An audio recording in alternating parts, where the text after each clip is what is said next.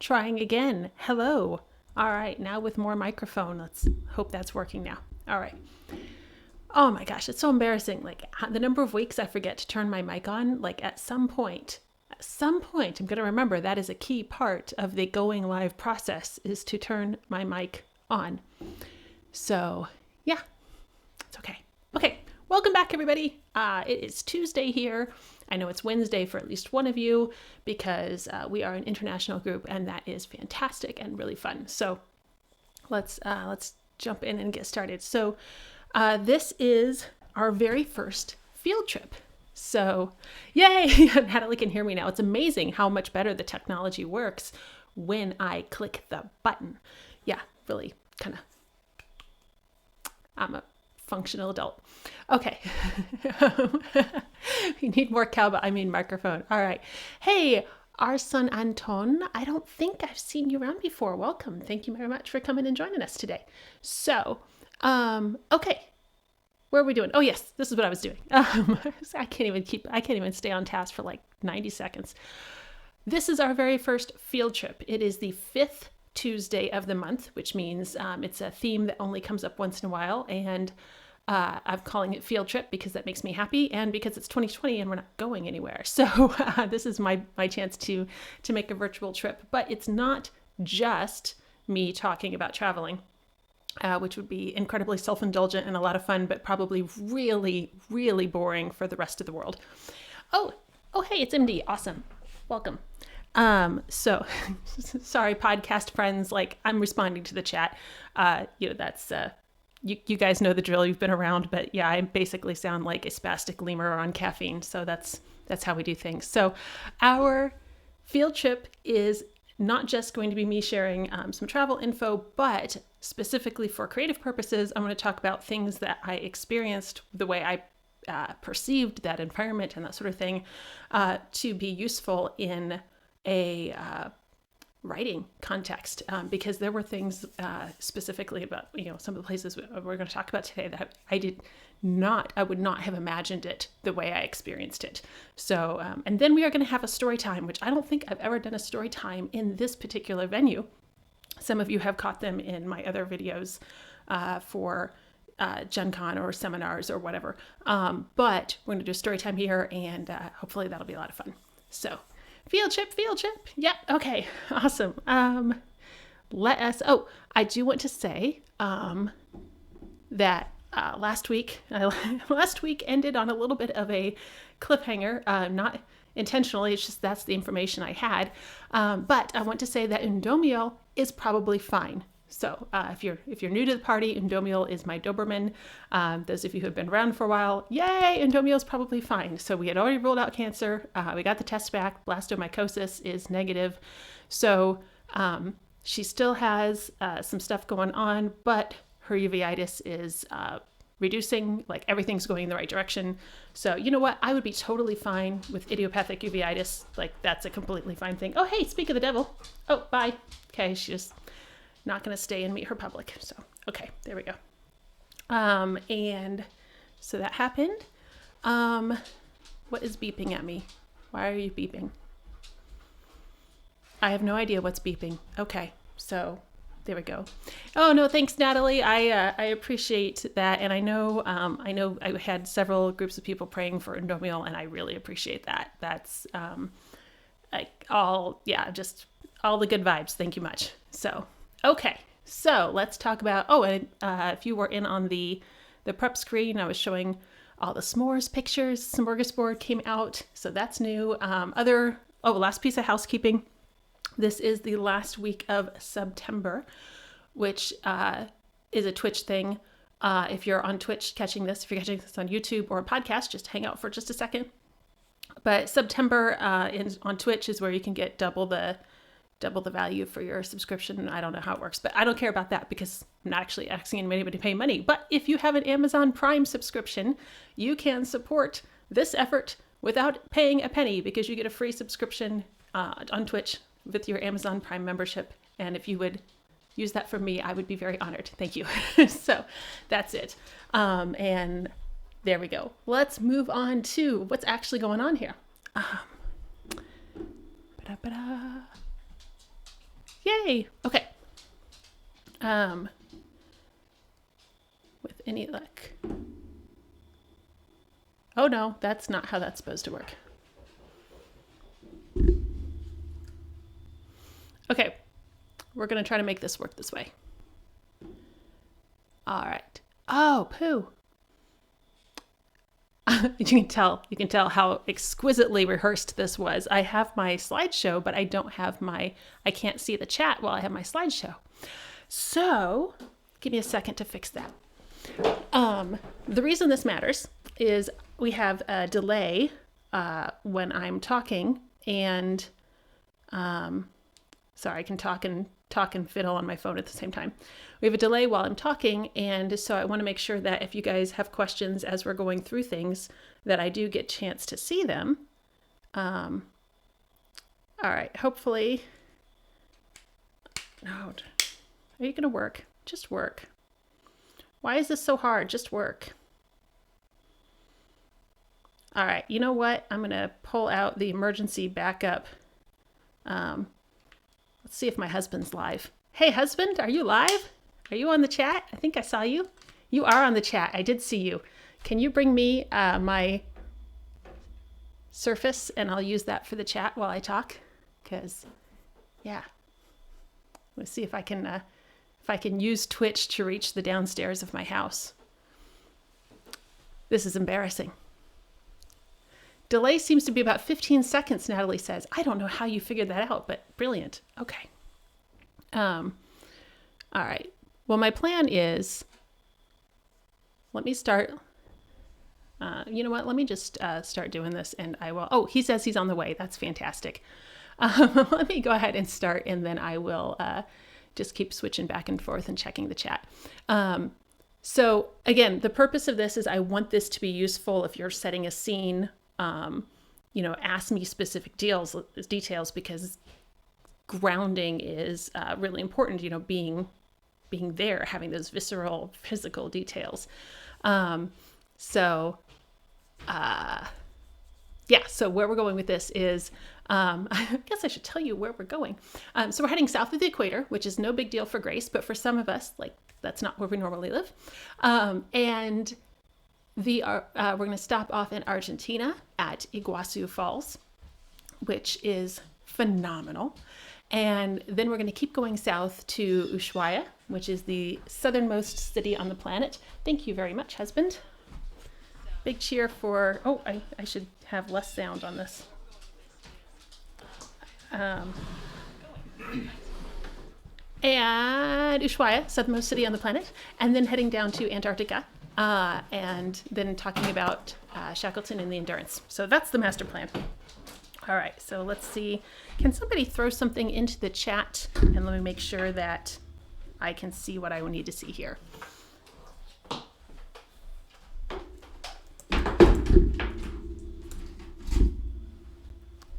Guys, I am such a professional. Oh my gosh. All right. Okay. Oh, where are you going? Oh, I'm good. Thank you. Okay. All right. I'm signing into the other chat here, and then we will be live. Oh my gosh. I'm going to cut all of this out of the podcast. I'm going to deny any of it ever happened. Okay. All right, let's just go over to the fun part here. Look, pictures. Okay, so this is the beginning of Iguazu Falls. Okay, good. I do have some chat. There we go. Awesome. Okay, good. It's not very easy I'm going to make this better. All right. Okay. All right. Yeah, so let me start by saying this was, I had talked for years, I don't even know, decades, that Antarctica was like the bizarre dream destination that you'd never actually do, but it was fun to talk about. And then there were some discussions made and treaty updates and whatnot, limiting the amount of tourism tourist visits to Antarctica, which, for the record, I completely support. It is a uniquely fragile environment. Oh, hello. Hi there, Doberman. Come here. Can you see? You want to say hi to people? Come here. It's a uniquely fragile environment, and it needs to be protected. And, oh, there we go. All right, look. Quick share. There she is. Okay, now we're back to me. All right, and so protecting Antarctica is absolutely important, and limiting the number of tourists there is I'm on board with that. I also wanted to get there before it was, it's not shut down, but it's extremely limited. So I went ahead and I actually did book a trip there, and then I booked it for years out, and so it was a long-term thing, and I'm thrilled. I'm happy I did it. So that's where we're going, but you pass a lot of things on the way south, so that's what we're going to talk about a little bit. Iguazu Falls is on the border between Argentina and Brazil, and it is a ridiculously huge waterfall system. Can you guys hear the birds? Oh my gosh, I am so sorry. They're not in the building. I didn't think they would be picked up by the mic. They are noisy. They do have noisy birds. So, yeah. So, oh my gosh, I can't even stay focused. All right. We're heading to Iguazu Falls. It is ridiculously huge. When I say ridiculously huge, I mean if you think of Niagara Falls, which a lot of people will have seen, it's a very well-known large waterfall. Niagara Falls is 3 cataracts, and it's roughly 160 feet or 50 meters-ish down. Stop pawing me. You're very disruptive. Nope, they're not actually here for you, believe it or not. Yeah. Iguazu Falls, instead of 3 cataracts, has 270 cataracts. And instead of being 160 feet tall, they are somewhere between 200 and 270 feet tall, or 60 to 80 meters tall, which is huge. So the legend is that Eleanor Roosevelt, upon arriving and looking out around Iguazu, said, "Poor Niagara." And I cannot tell you if that is in fact true. What I can tell you is that as I'm standing looking around, because there's no way you can see the entire thing at once. You just have to go from place to place to catch snippets at a time. So in no way are these photos of Iguazu Falls. They're each of a tiny section of Iguazu Falls. And I'm just like, it's so big. It's so big. It's just so big. And, you think Niagara is big, but this is so big. And my husband said, "I've never been to Niagara." And I said, "Well, don't go now. You'll just be disappointed." So I can tell you that happened. But this is, it's just an absolutely gorgeous, phenomenally huge system of cataracts in the rainforest. And what you have seen, because I didn't realize at first, what you have seen is, if you've seen Black Panther or Civil War, and you've flown into Wakanda, or you've seen the coronation scenes, that is Iguazu Falls. That's a tiny section of Iguazu Falls. So they're just really, really beautiful waterfalls. This is video at the Garganta del Diablo, which is a great name. It's literally the devil's throat. And this is one section of the falls. And it's just, it's so huge and it's so powerful. In order to get here, to look out on this part, you have to walk 3/4 of a mile over the river. And so it's a really, really wide river. And so you walk 3/4 of a mile over, and then that's where you get the lookout onto this part. So I just want you to imagine that there's 3/4 of a mile going on behind you while you're looking at this. Okay. All right. And I'm hoping, looks like I'm still keeping up. Okay, the chat's still happening. Okay, good. All right. Where is, hello, hello, why don't we, there we go. So this is a caiman who's hanging out. As I said, we're in the rainforest, so we've got all kinds of wildlife happening. Caught this caiman hanging out. This is a coati mundi, and they are huge pests because they are not to be fed by tourists. So of course the tourists feed them, and they're obnoxious little buggers now. But I'd always heard them called coati mundi, but apparently when I was there, I only ever heard coati. So We'll see. I believe they're thinking. And then this is a really cool creature. This is a putu. And the common putu, it is, I believe it technically a parrot, but what you're looking at here, and it looks like a stick and a broken off tree trunk, but there are two birds on there, and they have just huge flat shovel mouths.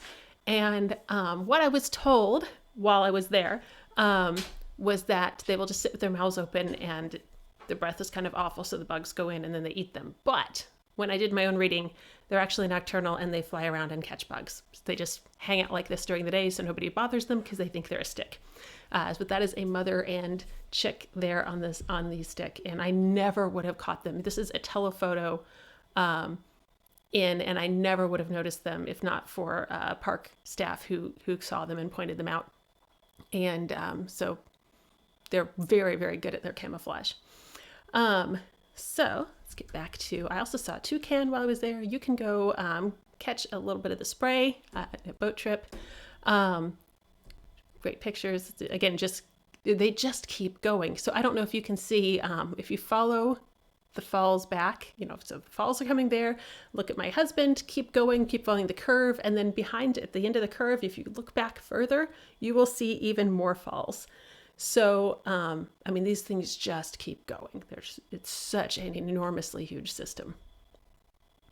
So we're just looking at pretty things. So I'm not sure if I actually specified this, but please ask questions about, what details you want to know, because again, my point for this particular field trip kind of concept is to share things to help make writing scenes better.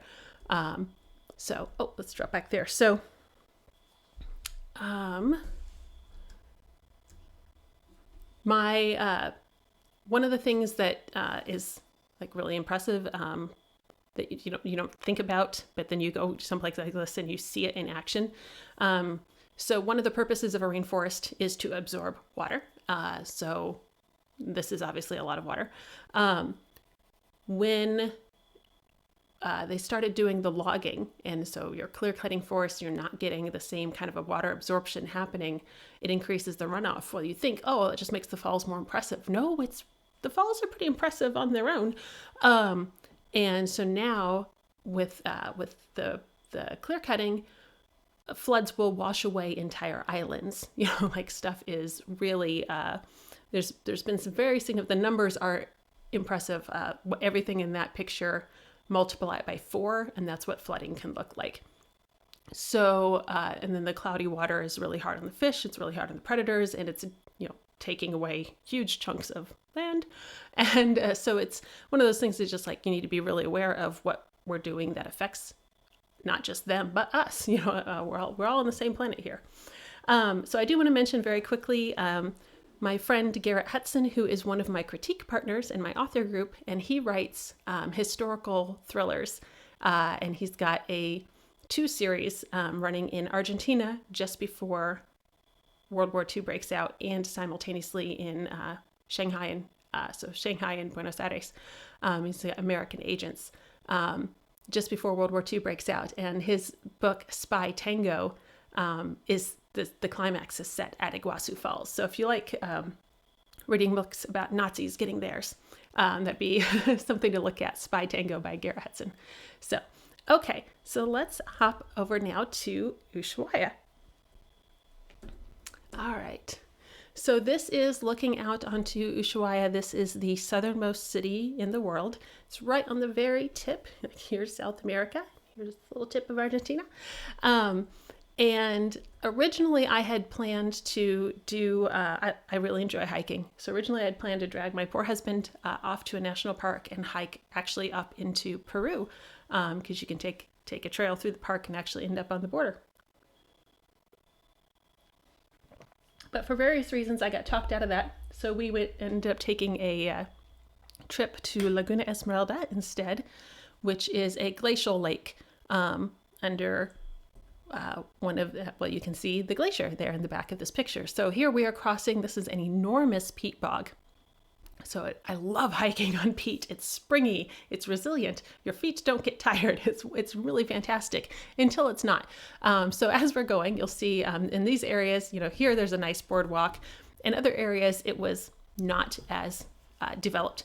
And so people had thrown down poles or branches, and then you would use that to get across the peat. And you're distributing your weight out so you don't sink into it. Well, this is all well and good until it's not. But also you can see there's not a lot of room for traffic here. And so when we actually met up with a bunch of other people and we're trying to take turns passing back and forth, and it's really, so I'm like, oh, I'm going to be smart. I see one lonely branch over there. I'm going to go take that branch. And so I've got my backpack on. I'm taking this photo, so I'm not in it, but I've got, you'll see in another photo, I've got my big purple backpack. I'm ridiculously over-geared because, again, I had planned to do a different hike. So I've got a large backpack on with my water in it and my boots and all that. And I'm going across and I've got pretty good balance. And this branch is a good 4 inches wide. Like I'm doing fine. And what is shifting a little bit in the peat and everything, that's fine. Well, what I had not secured was the camera hanging around my neck, which was a big DSLR. And so as I was moving and things, the camera swung. Well, that threw my whole weight off. And the exciting part is that is not... oh, I'm sorry. The lag was killing me. Yeah. Thanks, Elena, for answering Grace's question in the chat. Yeah, it was the walk over the bridge at Iguazu. You're walking on a boardwalk above the river for 3/4 of miles to get to the Garganta del Diablo. So anyway, as I'm walking across this thing and the camera swings, and so I'm trying to recover because that was a weight shift that I wasn't expecting. And the key part is this is not my camera. The camera belongs to Elena, who I just saw in the chat, my sister. I had borrowed this, and I am not going to lose her camera into this peat bog. So I made the decision to sacrifice myself to save the camera. So I went off the peat bog and just stepped down so I could stay upright and not lose the camera to the side. Well, I stepped down and I went all the way down over my knee. Like, it was pretty far down. So then I pulled myself back up onto the log and I pulled out my bare foot. So then I had a really good laugh and had to go down for my boot, and it was all exciting. And so yeah, all that to say, and I'm really sorry. I'm seeing that you guys are getting some lag, and I don't know how to fix that, so I apologize. I've got everything is set up as well as I could get here, but yeah, we did lose power briefly before we got started, so I don't know if that's affecting something. I don't know. So it looks like Seeker is trying to do some awesome wrangling. We'll see. We'll see if we get better. So, okay. Anyway, this is a picture my friend Mark took of me trying to get my boot back out of the peat, and so you can see the log and me struggling. And so yeah, just but it's, again, things to think about, that peat is great to walk on when it's packed, and when it's really, really wet and loose, it will take your hiking boot and whatever else you put down there. So okay, so you can see there's the glacier in the back. We're getting close. This is Laguna Esmeralda itself, and glacial runoff always has that color. It's due to the silt that the water carries down.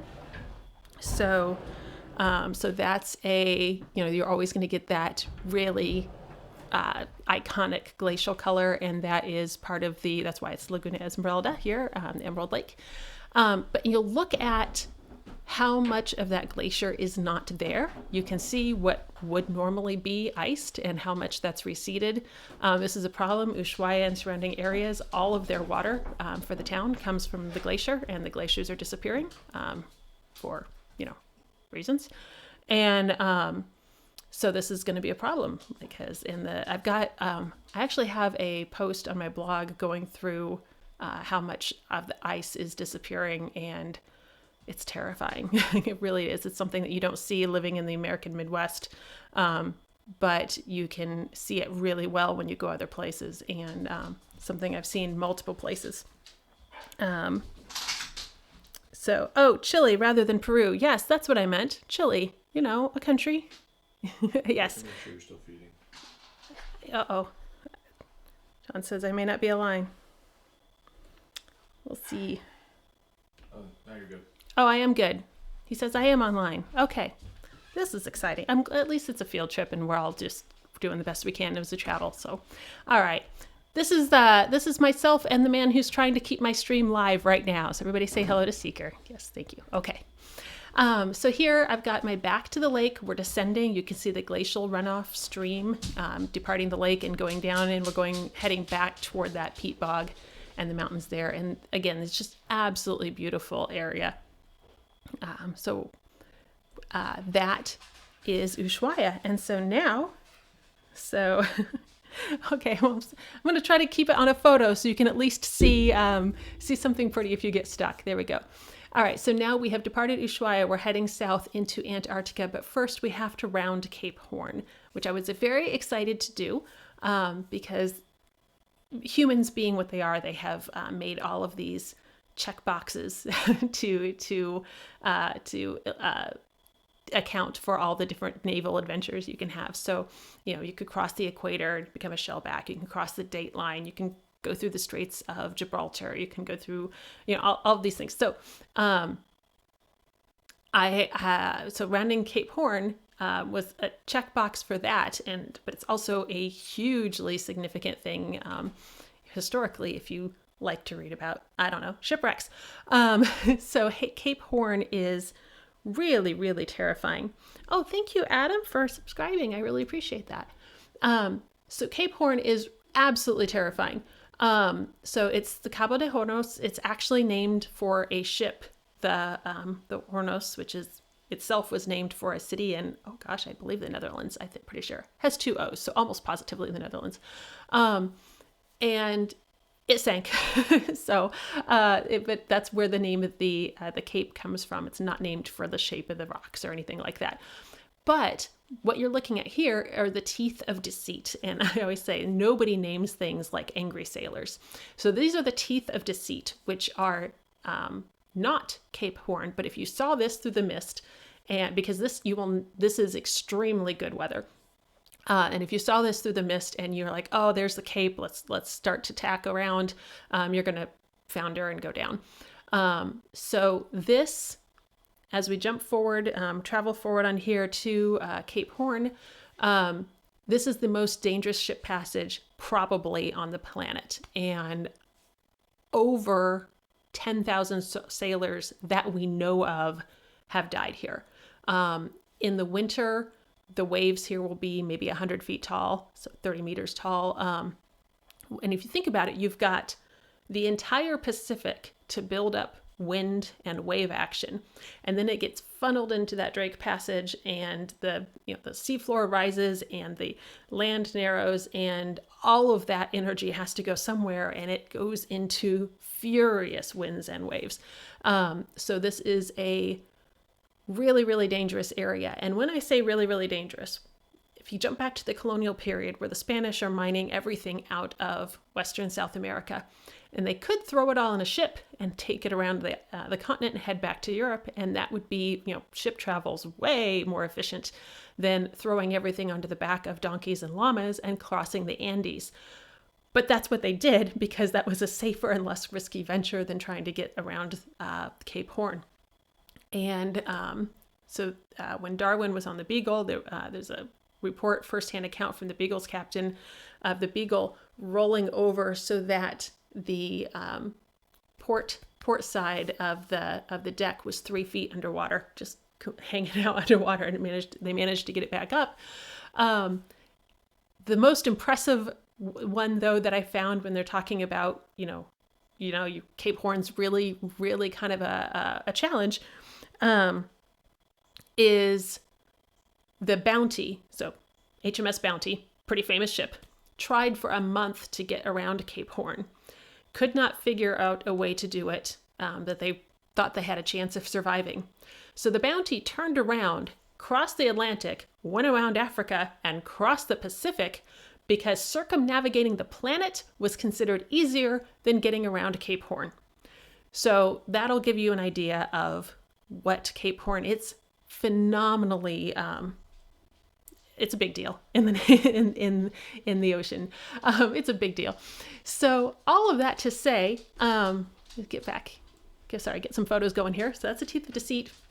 This here is where the, I'm going to call it the west and the east waters come together. So you can see just below the horizon, you've got the mountains on the horizon, and then you've got a little bit of a color change in the water. That is the confluence where you can say the Atlantic and the Pacific come together. Now, if you go online, you will find all kinds of hogwash about the two oceans not mixing, because they are indeed, generally speaking, coming together at different temperatures and different densities, different, salt concentrations and all that.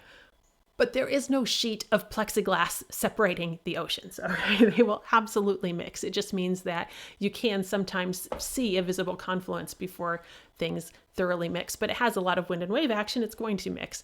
So I just thought that was funny that people say the oceans don't mix. Of course they do. So if you look in this photo and you look to the left, now you're starting to look down onto the Cape Horn. And this is Cape Horn itself.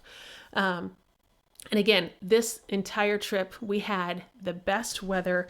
Our crew was telling us that this was the best weather they'd ever seen. So I don't have good storm photos to show you, and I'm fine with that, actually. But we were in the very calm season, and this was the best of the best weather.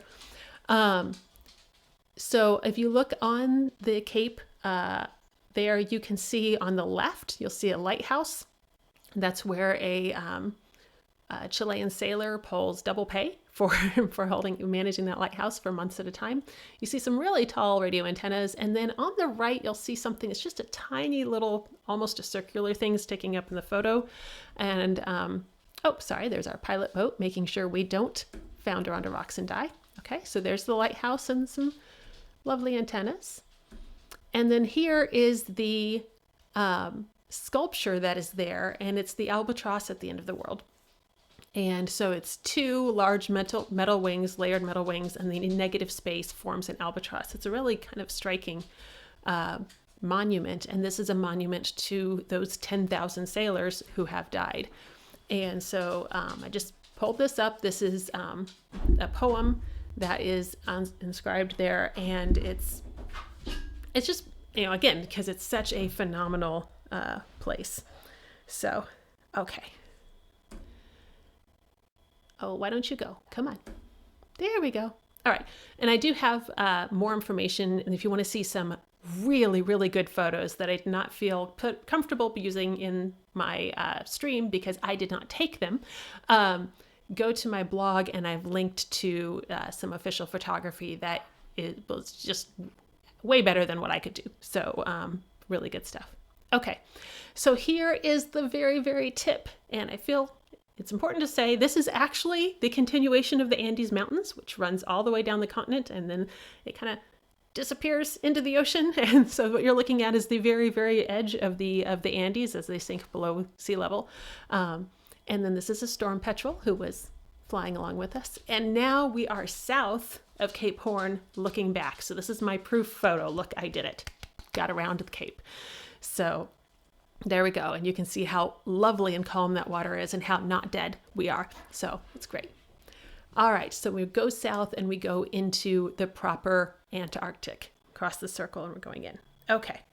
So, and I'm sorry, I just keep checking on the chat. If you guys have questions or if you want me to focus on something, definitely, let me know.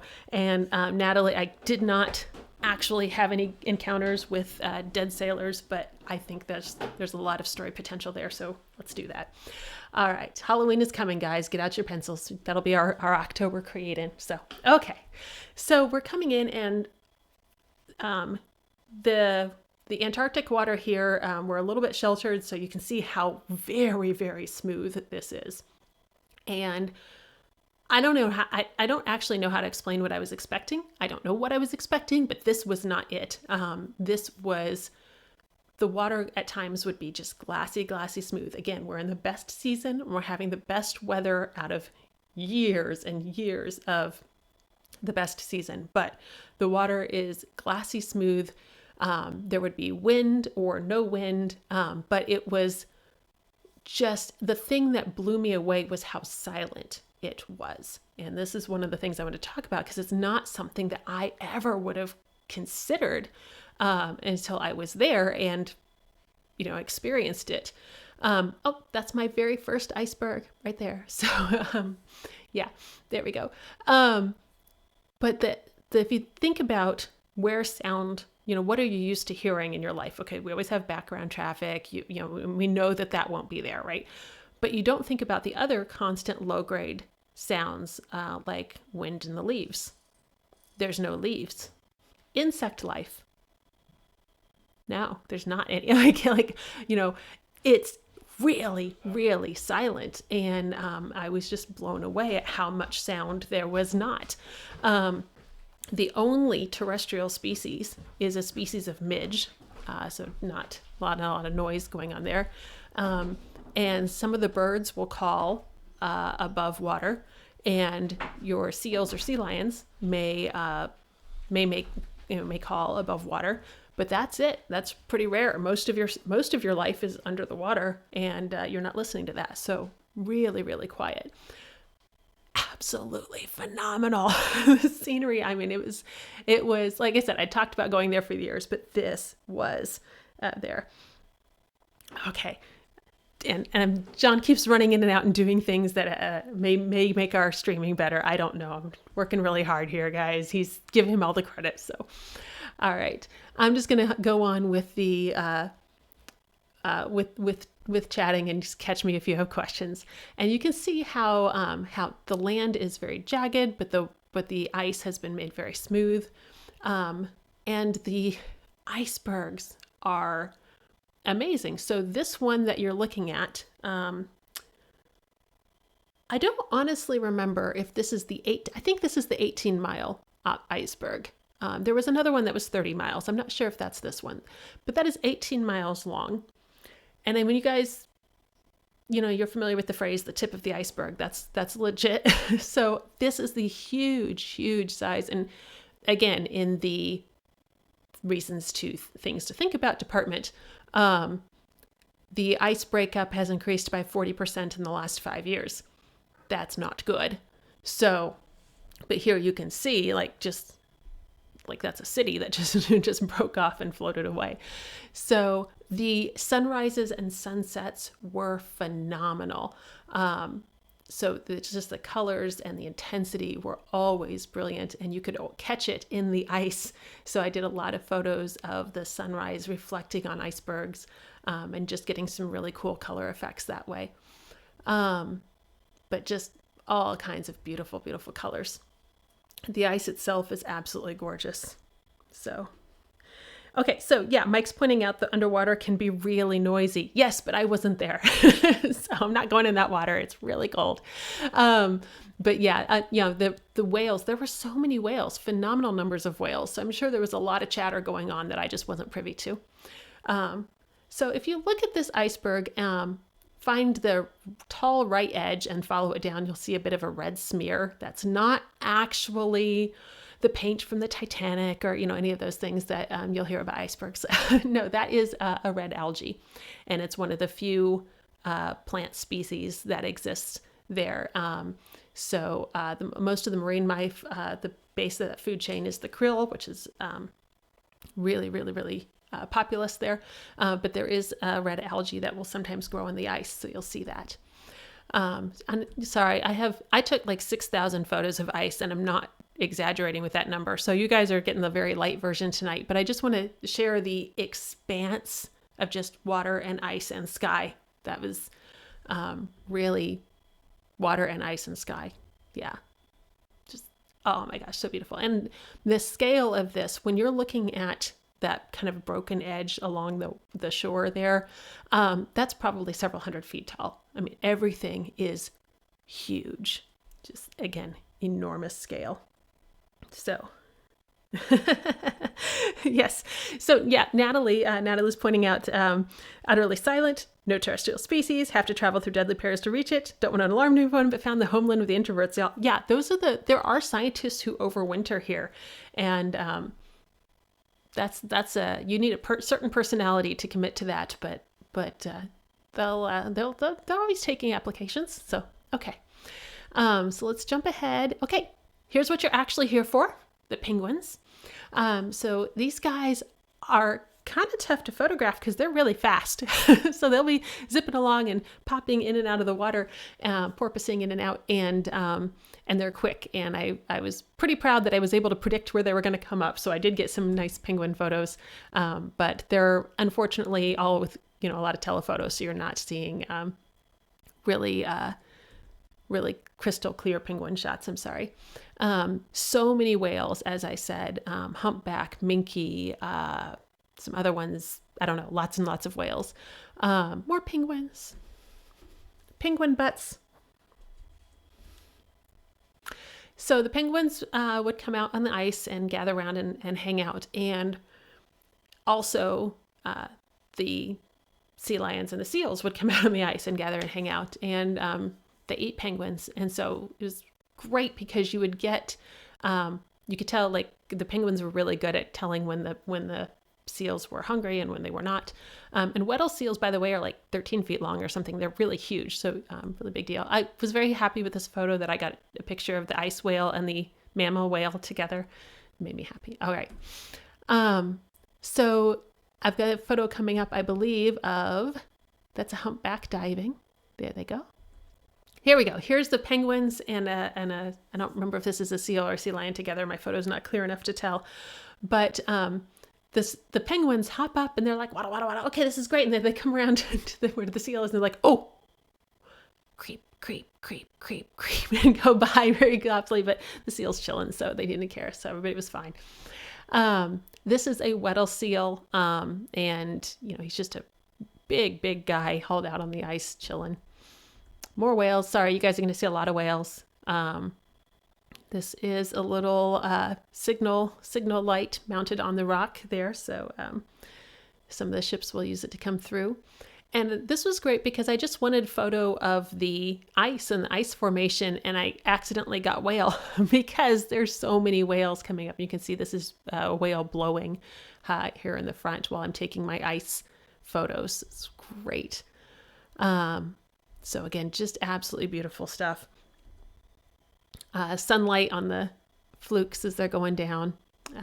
This is Mark and John and my father, Larry, all hanging out, taking photos. Oh, there's an Elena in there too, between Mark and John. I just see her nose. So, all right. So sun on the ice, so many beautiful, like I said, the light on there was amazing because it's just coming in at a great angle.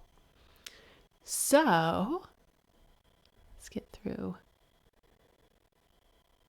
And the sun's setting at, fairly early in the afternoon, and still because we're so polar, and so it's just grab all the sunset light on the ice. Okay, so now we are going, yeah, as Elena's saying in the chat, it was impossible not to get whale photos. Like if you just pointed it at the water, at some point you're going to get a whale photo. Which is good because the whales were actually nearly hunted out. And the reason they stopped whaling in these waters was because they ran out of whales. So this is actually a really good rebound. Okay, so we are looking at in the Endurance Glacier. So we are at Elephant Island and we're looking at the Endurance Glacier. So a couple of things to be aware of. First of all, this is a place where you can see how much the glacier has receded. You can actually visibly see it. If you see where the water changes color, that is glacial debris that has made just a pile of trash, pile of glacial trash in the water. And then as the glacier has receded, leaving that debris, that's where you're getting the water change. So you can see how far back, and again, that edge that you're seeing, the face of the glacier, I'm not actually sure how tall it is at this point, but probably 300 or 400 feet. So this is a considerable distance that it's receded. But I want to talk about Elephant Island and the Endurance Glacier. Oh, sorry. Look, bonus whale. Just can't not get whales. So this is all the Endurance Glacier. I'm going to talk about Elephant Island because it is one of the most phenomenal adventure stories. And it's all true. So I don't know where the Hollywood summer tentpole blockbuster is, but nobody can write this better than the way it actually happened. So let's talk about this. All right. So Ernest Shackleton has done polar expeditions before. They were adventurous in their own ways. We are not going to talk about them because we don't have time. But he's definitely already had enough adventure for most people, but before he starts the endurance expedition. But he's going to do the endurance expedition, and their goal was to depart, to go down to Antarctica, cross the continent of Antarctica, hitting the South Pole on the way, and come out on the other side and head to New Zealand. So quite a feat. That's already a ridiculously ambitious feat. By the way, the year is 1914. We are working our way up to World War II. Actually, things start to go bad, and Shackleton cables back to the UK and is like, hey, I've got this ship and these people, and we're ready to go. Or, how, do you need us back? What do we do about the expedition? And he gets a one-word cable back that just says proceed. So he's like, great, we're taking off. We're going to go do this. So, and Elena is telling me that the Endurance Glacier is about 400 feet tall there. So thank you for that. So we're going to, sorry, pulled my notes back there. So they're heading south. They stop at South Georgia Island, where there's a Norwegian whaling station, and they talk with those guys for a while and finish provisioning, and they hear that it's a very heavy ice year. So they take on extra stores and then some extra clothes. South Georgia Island, by the way, is very far south. It's in the middle of nowhere. You'll see a map later. And it's the only thing that's there is that station for processing whales, as we said. So they stay with them a little bit longer than they had originally intended to take on extra provisions because they heard it was a heavy ice year. And then they go, and it was probably a good thing that they did that. So they travel south, toward the actual continent of Antarctica. They go over 1,000 miles. They are approximately 1 day out from their intended landing point when they get stuck in the ice. And so these photos, by the way, are all actual photos from the expedition. And the photographer made some legitimate sacrifices to get these photos out, so let's really appreciate them. So they're 1 day out, they get stuck in the ice with the most perfect description. So it was recorded as like an almond in toffee. They were not going anywhere. So now the ship is drifting in the ice, because when I first think about this, you think about the ships getting stuck in the ice, you just think of the ship stuck in the ice. Like that's how I'd always pictured this when I heard this story. But when I started reading into it, I'm like, no, the ice is moving, right? The ice is on the ocean, so it's actually traveling. So the ship is being carried along with the ice. And so they're trying to get out. They're trying to keep, you can see here, they're cutting out around the ship, because when the ice comes together, as it freezes over, they want it to lift the ship above the ice rather than crushing the ship. So they're doing constant, what I'm going to call ice maintenance on the ship. But this ice is, you always picture it as, just smooth and flat. But look at these photos. It's incredibly jagged and rough. So they're clearing out the ship. That's in, I believe, February that they get stuck. And in October, their trapped ship springs a leak. So I want you to, that's a long time to be stuck on the ice and not going anywhere. And there are photos that I didn't include of, the men out on the ice playing football and, doing things, because they've got nowhere to go. They've got nothing to do. They're literally just waiting for the ice to let them out. So they're in the ice for, I want to say, 9 months. Finally, the ship springs a leak because the ice is putting so much torsion on it. And so they abandon ship, they make a camp on the ice itself and stay near the ship, pulling out supplies and whatnot as they go. And then in November, they watch the ship go down.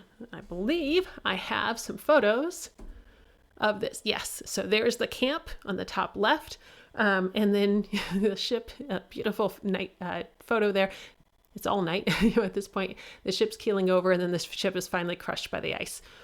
And I can't imagine watching that happen, knowing that you are thousands and thousands and thousands of miles from anything even remotely, I mean, from land, right? You don't even, what's under you is just water.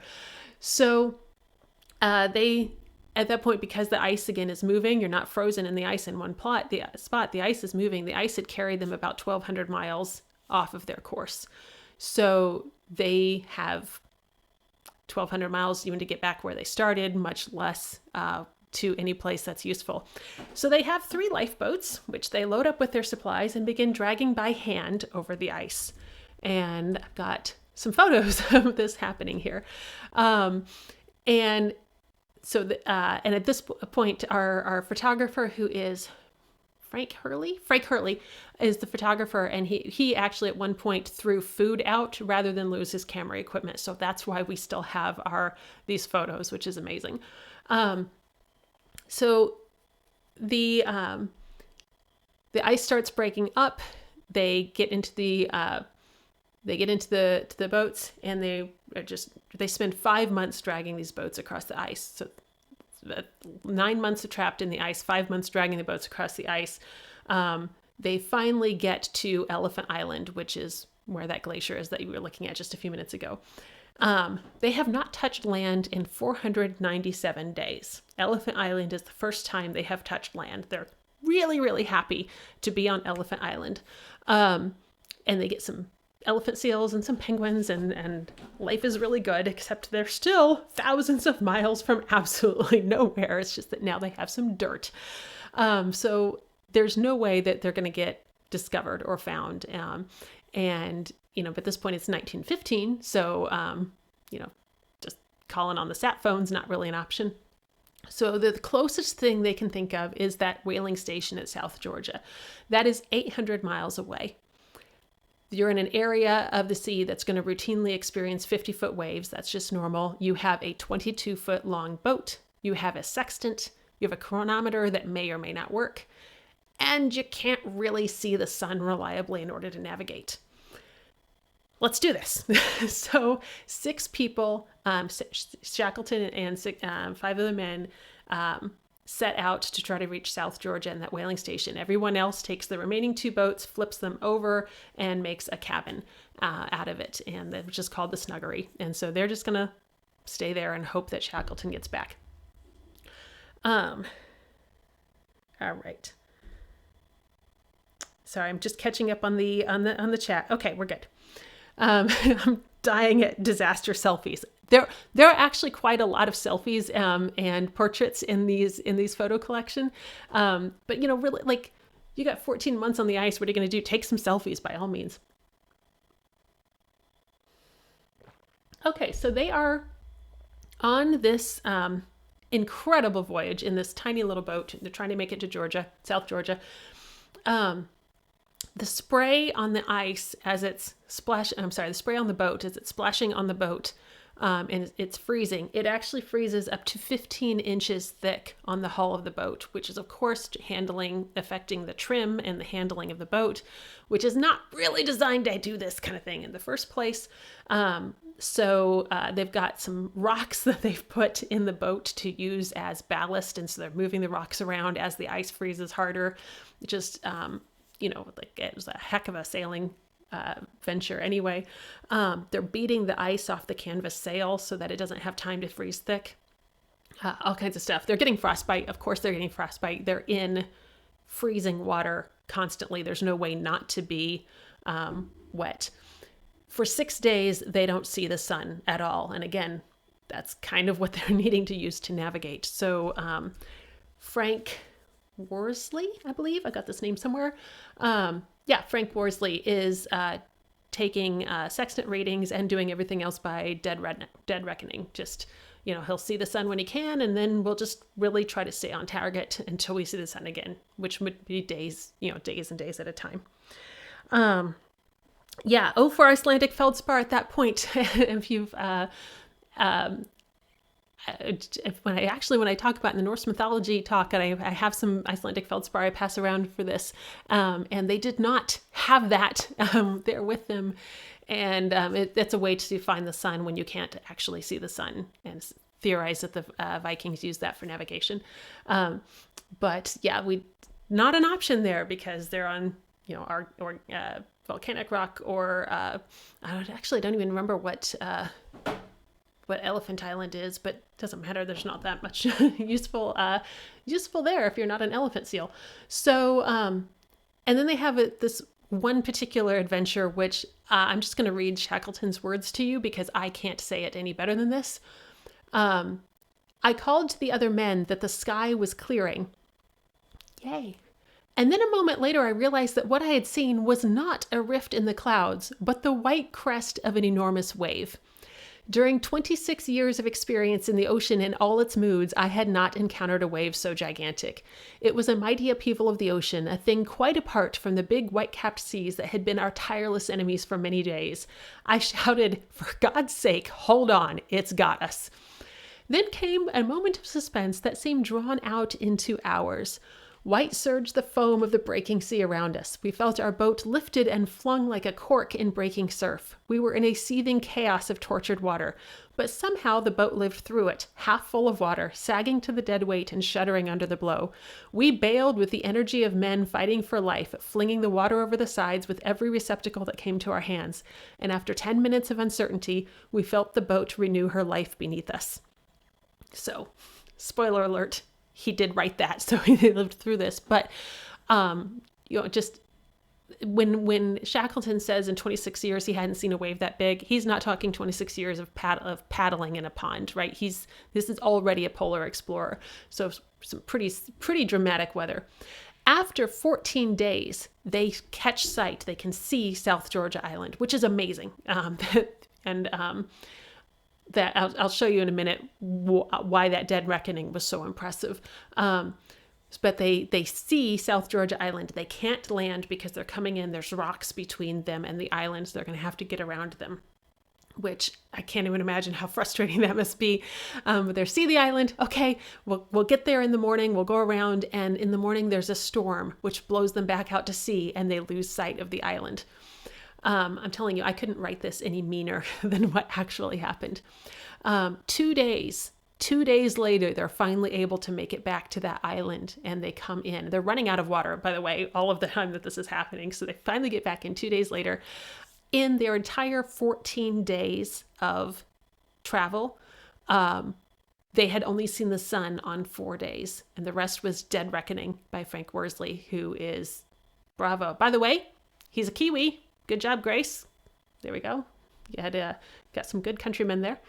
So they arrive on South Georgia, but they're on the wrong side of South Georgia. The whaling station is on the other side, and South Georgia, wouldn't you know it, is made of mountains. So you've got a mountain ridge right down the middle of the island. Two of the men at this point are too weak. There's no way they're going to be able to walk. So they leave one person to stay with them, and then Shackleton and 2 other people start over the mountains. They don't have a tent. They don't have sleeping bags. They have very little in the way of gear. They do take a cook stove. And some the last of their food. They brought some blubber and things. So they've got that, and at this point, nobody has ever been there. Nobody's mapped that. The whaling station doesn't care what's on the mountains. Literally, it's just a blank space on the map. This is South Georgia Island. Here's the whaling station. Here's some island. Nobody had mapped this, much less had a route across these mountains. And I want to say these mountains are something like 9,000, 10,000 feet high. So these are real mountains. So they start and they walk overnight.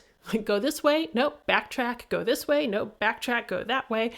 And in overnight, they get through the mountains, not directly over. They do find ways through. I don't care. It's still impressive. They're, crossing at 4,500, 5,000 feet, something like that. They get to the next morning. They hear the steam whistle from the whaling station, so they know they're on the right track. They're trying to find a way down to the whaling station. The only way they can get down, there's a stream that, oh, hi, thank you. Yes, you're interrupting my dramatic moment. Okay. There is a stream that runs runs down, and it's waist deep meltwater.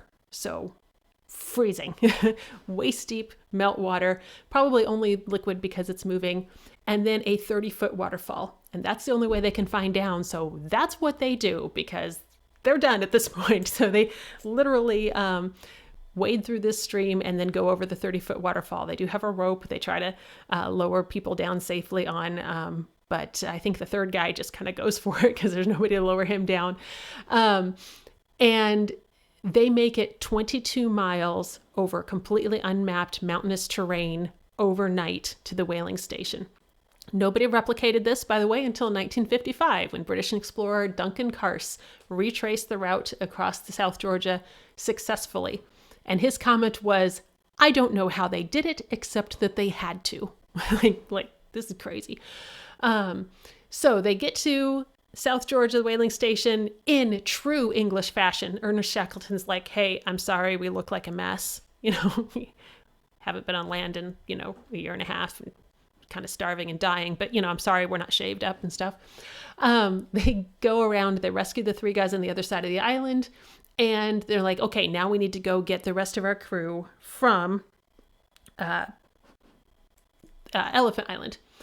So they take a whaler. It's now May, by the way. So they take a whaler. So we're getting into, autumn there. They take a whaler to try to reach Elephant Island, but the winter ice is closing in and they can't make it. Which, how terrifying and frustrating as your leader to face that. So they go back. They go to the Falkland Islands. They get a trawler. They try to make it. They can't make it. They go to Chile. Residents of Chile actually take up a donation to rent a schooner to go and try to get these men off Elephant Island. They're 100 miles away from Elephant Island when they lose an engine. So they have to go back and try it again. In Chile again, they get the steam tug Yelcho. Yelcho actually finally makes it. So while the men on Elephant Island, Frank Wild was the leading there while Shackleton was gone. And somebody comes running up and it's like, "There's a ship. Should we set a fire to let them know that we're here and help guide them in?" Because it's, again, very heavy ice, very heavy mist, all of these things. I'm sure you're adding a lot of drama here. Thank you. And so they have 1 can of fuel left. They put a hole in it, light their clothes on fire, and guide the Yelcho in. So they get there, and Frank Wild's like, "Hey, thanks for coming back for us. Really appreciate it. Do you want to see how we've survived here? Because we've set up like the snuggery in the made out of the other boats, and we've been, hunting. And do you want to see how we've lived?" And Shackleton's like, "We had to try 4 times to get here. Get in the freaking boat. Let's go. We don't know when we're going to be able to get out." And so within an hour, everybody's on the boat and gone. And I do mean everybody. No, not one person was lost on this entire escapade, which is phenomenal. There was frostbite, there was injury, but at least some of the people lost toes and pieces to frostbite, but everybody made it out alive, which is amazing. They were on Elephant Island for 127 days after their 487 days or whatever it was I said that they had been on the water. So just an amazing adventure story. And let me get photos. On the right, the men waving, that's Shackleton and the other 5 departing for South Georgia. So that's everybody like, "Bye, hope you make it, come back for us when you do," kind of thing. And then this is the Yelcho coming to get them on Elephant Island. So that's great. And again, mad props to our photographer who took these photos. Now here is what is terrifying and amazing here. So you look down, you can see Elephant Island, where they, walked out a good long ways. And then that 800 miles and dead reckoning to try to get to South Georgia. As you can see, if they had missed South Georgia, which is, by the way, not a really big place, and so it would have been easy to not hit it dead on.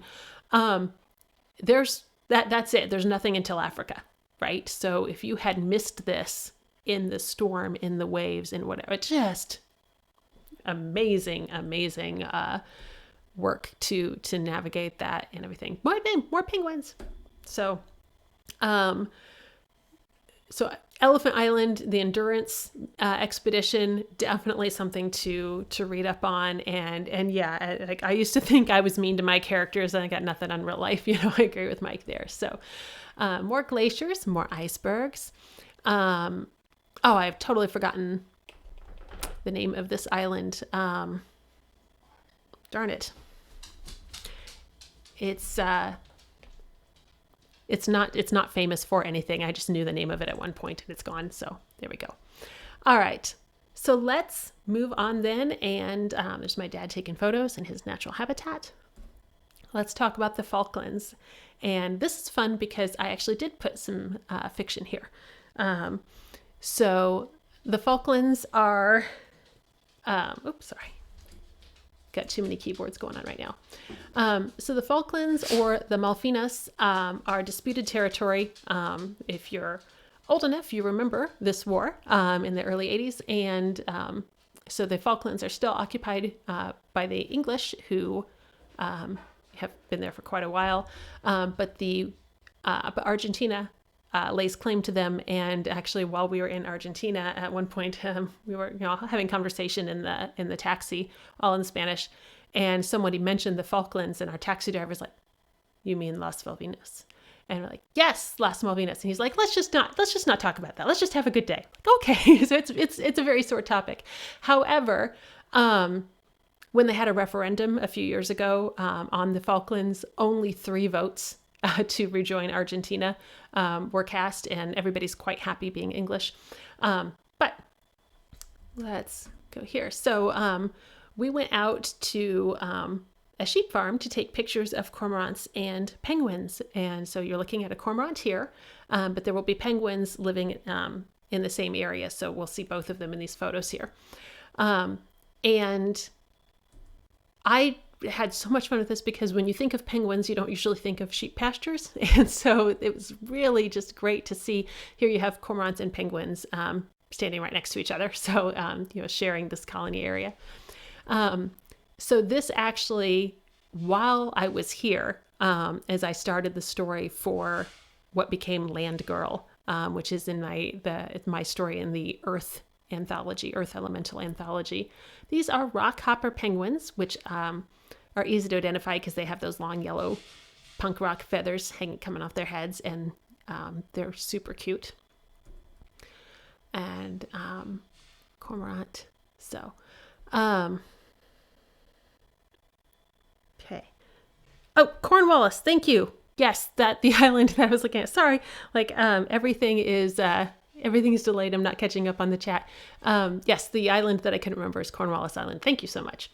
All right, so we're jumping through, and I loved this. This penguin was out in the middle of nowhere all by himself, just heading across this sheep pasture. Like, bye.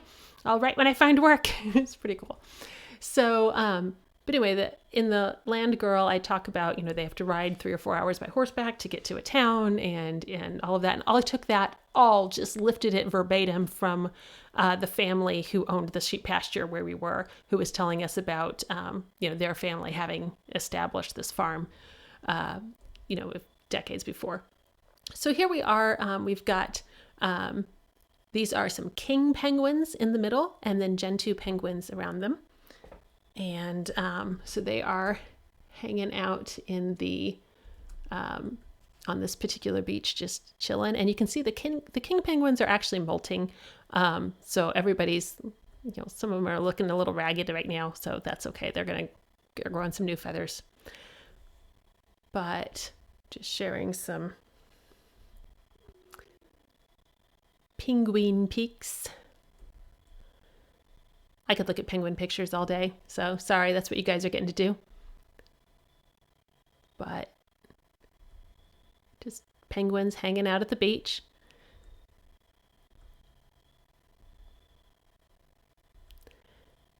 I took so many pictures of penguins. This is my friend Mark and my husband John observing penguins in the sheep pasture, just hanging out. And again, this is not how I usually picture penguins, so I loved getting these photos.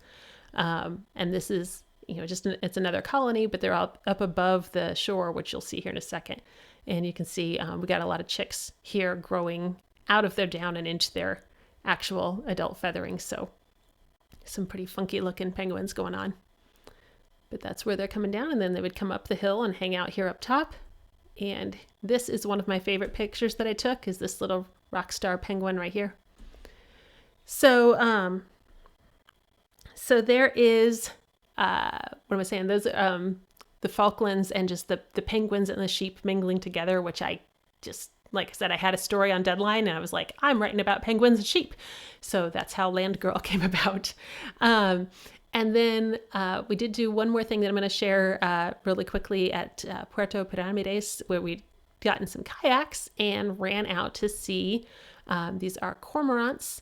And then also there's a swimming cormorant. And then some sea lions that I just think are awesome. So I do want to point out in this picture, I did see it. I'm glad you guys are liking the cute whale and penguin pictures. If you look at the top of this rock, it's a little bit blurred here. The rocks, I'm pretty sure, are not just dusty here. I couldn't get close enough to see this in person. I was just using the telephoto here, but I have seen it in other places where sea lions have been for centuries or millennia. And what you get is the seabird feces and the constant grinding of the sea lions hanging out and rolling around up there, and it actually starts to polish the rocks. And in the Galapagos, you can actually get something that it kind of looks like marble, and it's just that the rock, which is volcanic in the Galapagos, but it has been pooped on and ground down so often that it kind of gets this almost marbleized texture. So that's something, again, just it's a visual detail that you probably wouldn't think of, but can add an extra layer of depth and realism to your scenes. So these sea lions are great. Okay, pinnipeds are the best. So I love these. They're just hanging out, like being sea lions. It's great. Diving in. They're probably 20 feet above the water here. They don't care. They're just going to jump in. These guys were all just hanging out, and I'm pretty sure these are Endomio's relatives, because look what they're doing with their heads. Like, this is my Doberman right here. So hanging out, bending, breaking their own necks. So sorry, you got to look at some cute sea lion pictures. Come on, they're just kind of adorable. Okay, there we go. So get back to where I can see things. Okay. So that was the field trip, and I'm sorry, I'm going to try to just Natalie says she's referred to editing as polishing shit, but she didn't know it was a real thing. Yeah, apparently you really can polish a turd. There we go. So yeah, so that is our first field trip, which I'm hoping was a little bit more thhan just please sit and look at my vacation pictures, but I wanted to pull out things that I thought would be, again, helpful. So there's totally, those sea lion pics are completely memeable. You can put a lot of captions on those. So yeah, if you guys have questions, or if you want me to go back and answer something, and I saw that, Elena and John, I think were throwing some stuff into the chat as we went, which I appreciate. So, hey Kyle, thanks for stopping by. So, yeah, so if you guys have questions, absolutely throw me some stuff in the chat, and otherwise I'll talk about what we're going to do next time. So next week we're back on, we're still technically on our theme calendar. It's just that we have a fifth Tuesday, so it's a little special. Next week we're back on our regularly scheduled The Business of Creativity. So it's a business career topic, and we're going to talk about the fear of success, which is one of those things that sounds incredibly counterintuitive, but I think is way more common than people actually talk about. So yay. Okay, good. People liking good things. Yeah. Throw in questions if you got them. So I am absolutely open to, if you have comments, observations on the fear of success, or if you have questions or something you would like me to address specifically about that, feel free to send that my direction. I've got a bunch of notes already, but I want to make sure that it does what you want it to do. So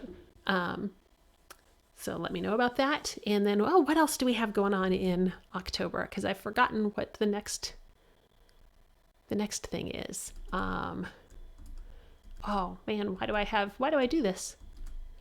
Hold on, I have calendars. They'll tell me.